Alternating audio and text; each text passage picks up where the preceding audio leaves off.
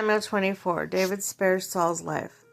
After Saul returns from pursuing the Philistines, he was told, David is in the desert of En-Gedi. So Saul took 3,000 able young men from all Israel and set out to look for David and his men near the crags of the wild goats. He came to the sheep pens along the way. A cave was there. And David went to relieve himself. Saul went to relieve himself. David and his men were in the far back of the cave. The men said, This is the day the Lord spoke of when he said to you, I will give your enemy into your hands for you to deal with as you wish. And David crept up behind unnoticed and cut off a corner of Saul's robe. Afterward, David was conscience-stricken for having cut off a corner of his robe. He said to his men, The Lord forbid that I should do such a thing to my master, the Lord's anointed, or lay hand on him. He is anointed of the Lord. With these words, David sharply rebuked his men and did not allow them to attack Saul.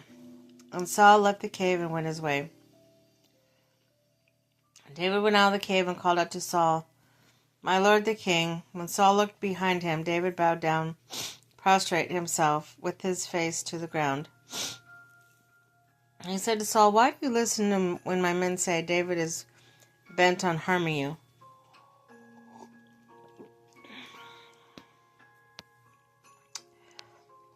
This day you have seen with your own eyes, the Lord delivered you into my hands in the cave.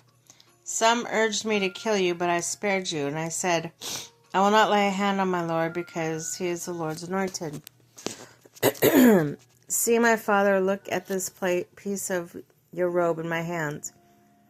I cut off the corner of your robe, but did not kill you.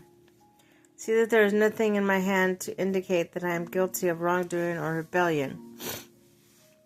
I have not wronged you, but you are hunting me down to take my life. May the Lord judge between me and you, or you and me. And the Lord avenge the wrong you have done to me, but my hand will not touch you. As the old saying goes, from evildoers come evil deeds, so my hand will not touch you. Against whom the king of Israel has come out. Who are you pursuing, a dead dog, a flea? May the Lord be your judge and decide between us. May he consider my cause and uphold it. May he vindicate me by delivering me from your hand. When David finished saying, and Saul asked, What is that your voice, David, my son?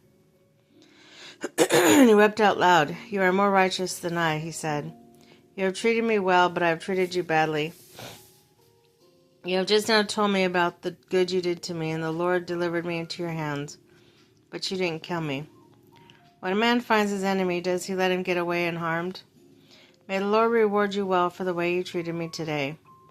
I know that you will surely be king, and the kingdom of Israel will be established in your hands. Now swear by me, by the Lord, you will not kill off my descendants, or wipe out my name from my father's family. So David gave his oath to Saul, and then Saul returned home. But David sent his men and went up to the stronghold.